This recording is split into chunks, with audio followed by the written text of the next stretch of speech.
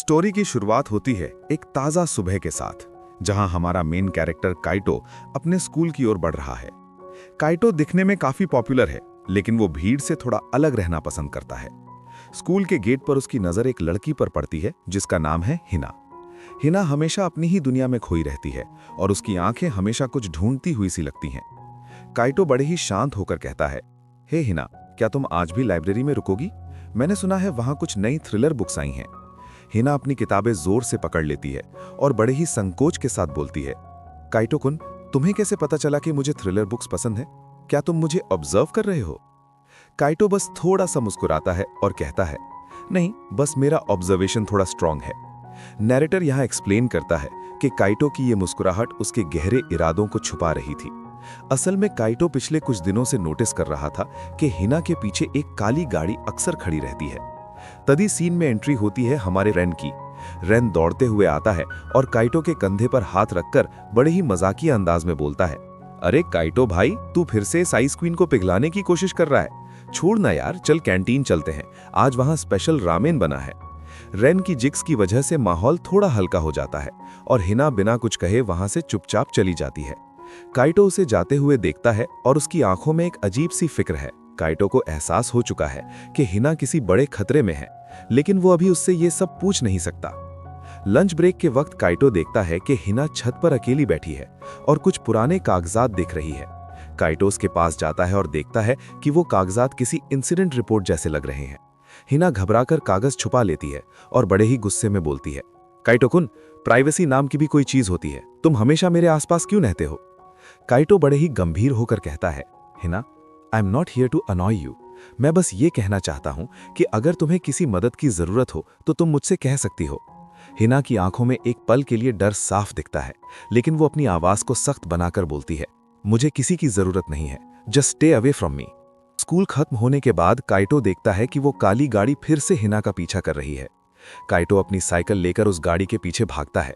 वो देखता है कि भाड़ी से एक आदमी उतरता है और हिना को घेरने की कोशिश करता है। काइटो तुरंत अपनी साइकिल बीच में खड़ी कर देता है और उस आदमी के सामने खड़ा हो जाता है।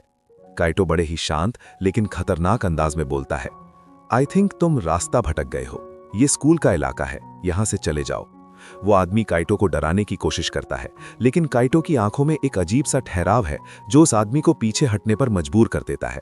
वो आदमी वापस गाड़ी में बैठ जाता है और चला जाता है। हिना कांपते हुए काइटो की तरफ देखती है। काइटो उसके करीब आता है और बड़े ही कोमल स्वर में बोलता है, don't worry Hina, I won't let anything happen to you.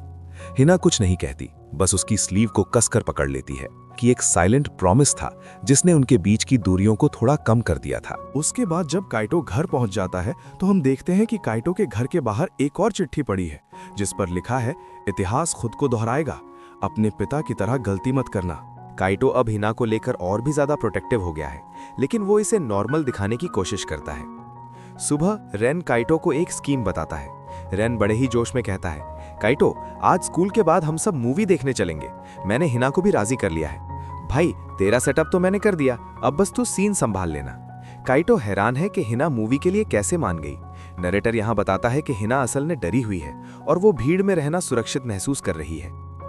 Movie theatre में सीन बहुत ही फनी होता है। रेन जानबूझकर काइटो और हिना को साथ बिठा देता है और खुद उनके बीच में आ जाता है। रेन बड़े ही जोर जोर से पॉपकॉर्न खाते हुए बोलता है, वाह क्या मूवी है, रोमांस और सस्पेंस का परफेक्ट मिक्स। काइटो, देख हीरोइन कैसे हीरो को बचा रही है, बिल्कुल तेरी और हिना की तरह। हिना रेन की बातों पर थोड़ा सा मुस्कुराती है। काइटो उस मुस्कुराहट को देख लेता है और उसे महसूस होता है कि उसकी प्रोटेक्टिव नेचर अब एक गहरे लगाव में बदल रही है। लेकिन काइटो की नजरें बार बार थिएटर के इमरजेंसी एग्जिट पर जमी है।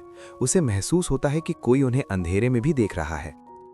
अचानक मूवी के एक सस्पेंसफुल सीन के दौरान थिएटर की लाइट्स पूरी तरह चली जाती हैं। लोग चिल्लाने लगते हैं। काइटो तुरंत हिना का हाथ पकड़ लेता है। हिना बड़े ही डर के साथ फुसफुसाती है, काइटो कुन, वो लोग यहाँ भी आ गए क्या? काइटो उसे अपनी ओर खींचता है और बड़े ही शांत होकर कहता है, स्टे क्लोज टू मी, मैं तुम्हें बाहर ले जाता हूँ। अंधेरे में काइटो को किसी के बढ़ने की आवाज आती है। वो अपनी पॉकेट से एक स्मॉल फ्लैशलाइट निकालता है।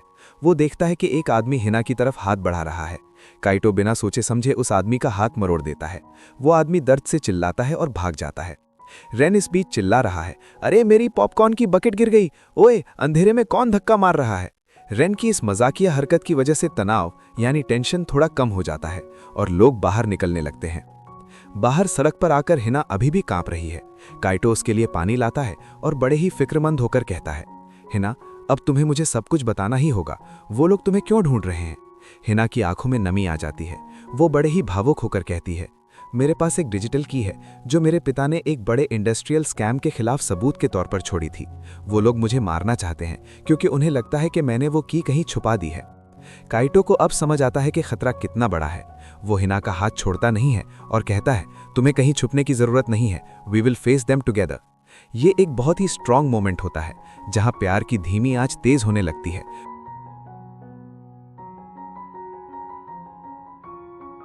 मूसलाधार बारिश हो रही है। हिना अपने पुराने घर में अकेली है। काइटो ने उसे सावधान किया था, लेकिन वो अपने पिता की एक डायरी लेने वहां गई है। अचानक घर की घंटी बजती है। हिना डरते हुए दरवाजा खोलती है और देखती है कि सामने काइटो खड़ा है, पूरा भीगा हुआ। काइटो बड़े ही गुस्से और चिंता में बोलता है, हिना, तुम यहाँ क्यों आई? मैंने कहा था ना कि ये जगह सेफ नहीं है।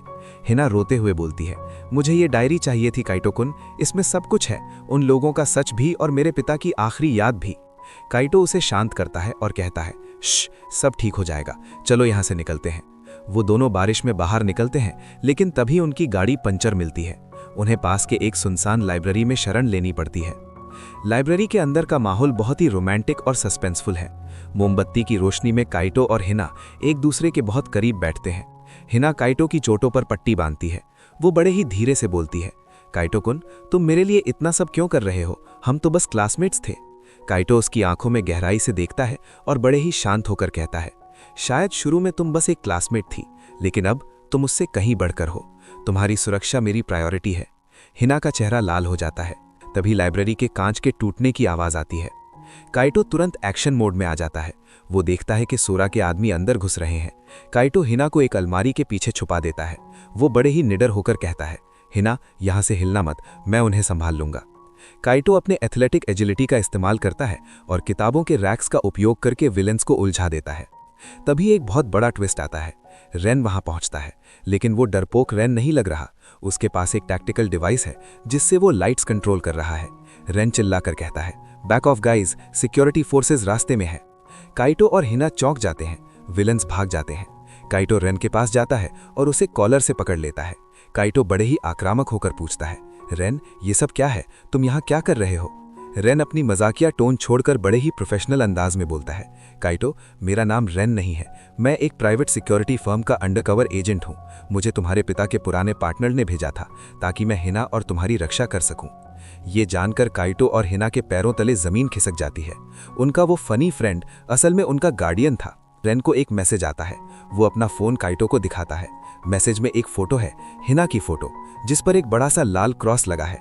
रेन बड़े ही डरते हुए बोलता है, काइटो, आई थिंक हम सच में मुसीबत में हैं।